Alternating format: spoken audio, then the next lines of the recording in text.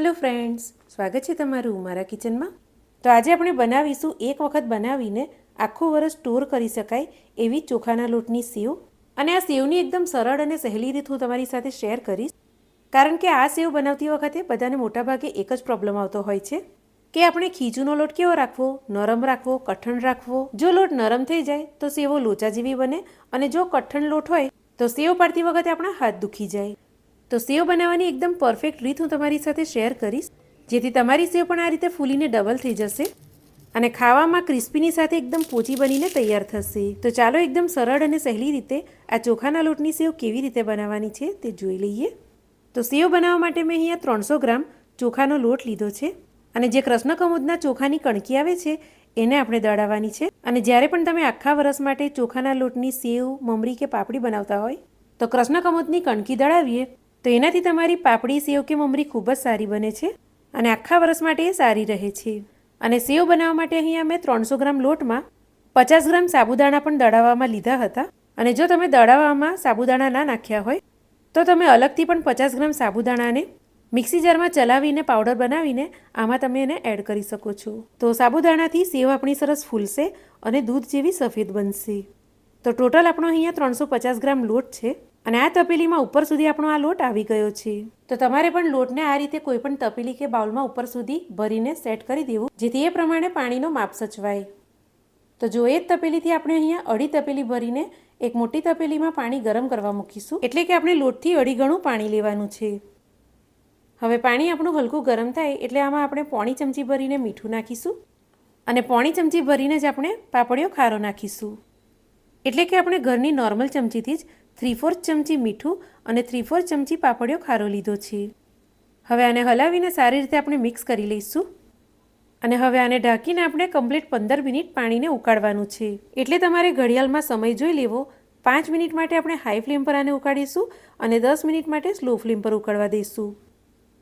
હવે પાણી આપણું ઉકળે છે ત્યાં સુધી આપણે સેવમાં ફ્લેવર આપવા માટે મિક્સી જારમાં આપણે 8 થી 10 તીખા લવિંગિયા મરચાં લઈશું।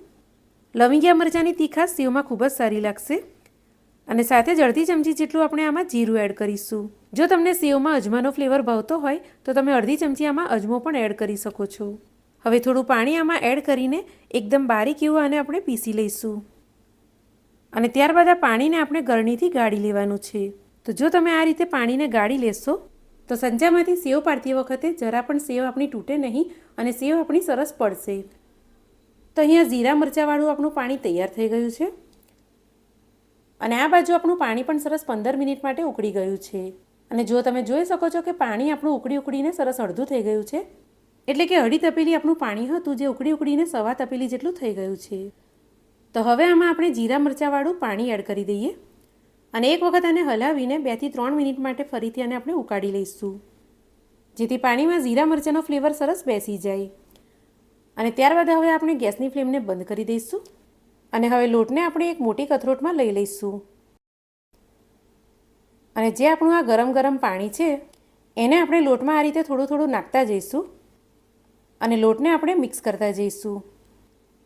યાદ રાખો કે એકસાથે આપણે બધું પાણી નથી નાખી દેવાનું, થોડું થોડું પાણી નાખતા જવાનું છે, અને આને આપણે મિક્સ કરતા જવાનું છે। તો ખીચું બનાવવા માટેની આ એકદમ સહેલી અને સરળ રીત છે, કારણ કે આ રીતમાં ગેસની ઉપર તપેલી રાખીને આપણે લોટને કોઈ બાફવાની જરૂર નથી, એટલે નીચેથી લોટ ચોટશે પણ નહીં અને લોટમાં ગાંઠા પણ નહીં પડે। અને આ જ રીતે તમે ગમે એટલા કિલોની મમરી કે સેવ બનાવી શકશો, જે એકદમ જ સરસ બનશે। તો જુઓ, થોડું થોડું કરીને આપણે બધું જ પાણી આમાં એડ કરી દીધું છે, અને જો આ રીતેનો આપણો એક સ્મૂથ લોટ થવો જોઈએ। અને પાણીનો માપ અમુક વખત લોટની ક્વોલિટી પર પણ ડિપેન્ડ કરે છે।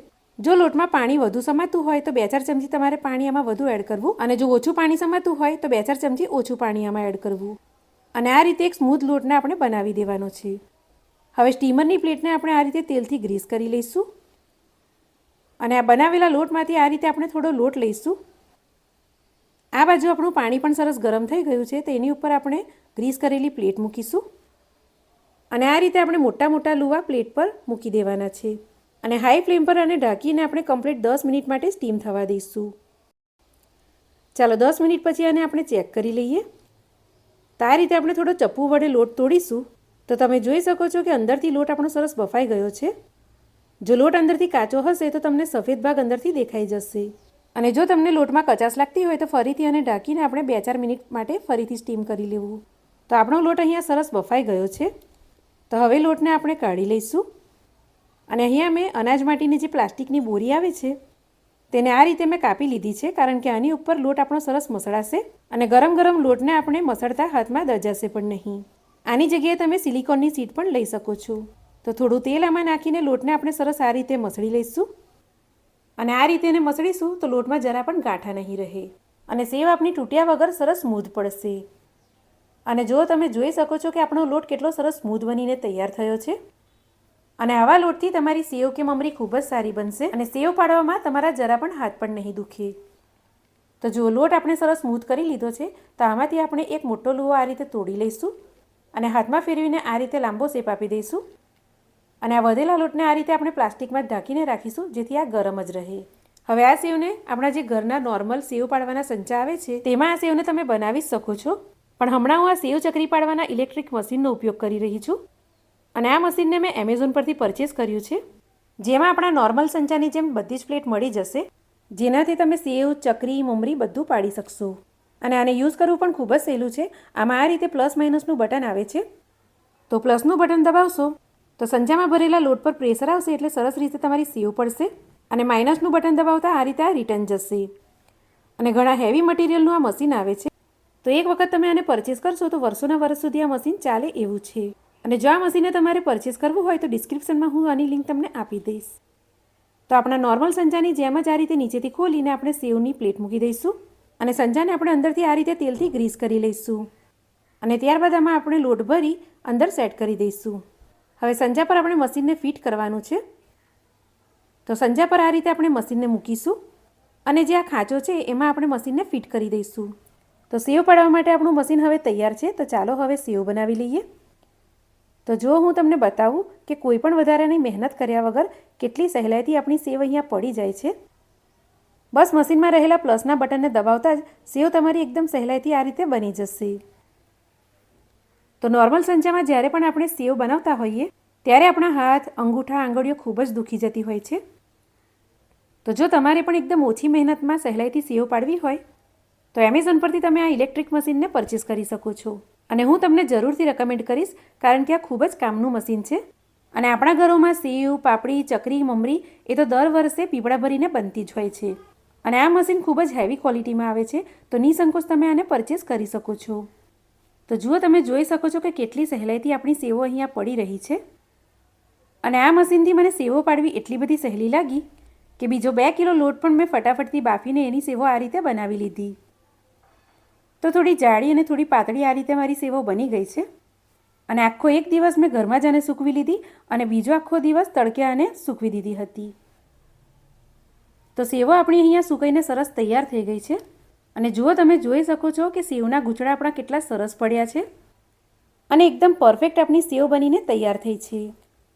તો થોડી મેં આ રીતે સાદી સેવ બનાવી હતી અને થોડી મેં મસાલાવાળી સેવ પણ બનાવી હતી. તો ચાલો સેવને હવે ગરમ તેલમાં ફ્રાય કરીને પણ હું તમને બતાવું.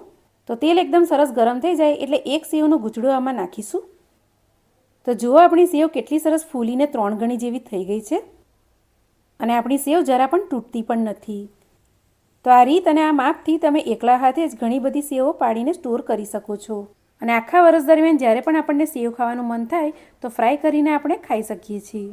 તો જો તમને પણ સેવ પાડવામાં કાંઈ પણ મુશ્કેલી આવતી હોય તો એક વખત તમે મારી આ રીત જરૂરથી ટ્રાય કરજો, કારણ કે કોઈ પણ પ્રોબ્લેમ વગર તમારી એકદમ પરફેક્ટ સેવ બનીને તૈયાર થશે, જે ખાવામાં એકદમ ક્રિસ્પી અને પોચી બનીને તૈયાર થશે. તો આજની મારી સેવની રેસીપી જો તમને ગમી હોય તો રેસીપીને એક લાઇક જરૂરથી કરી દેજો અને આવી જ અવનવી રેસીપી જોવા મારા પેજને જરૂરથી ફોલો પણ કરી લેજો. તો ચાલો મળીશું નવી રેસીપીની સાથે. ત્યાં સુધી આવજો.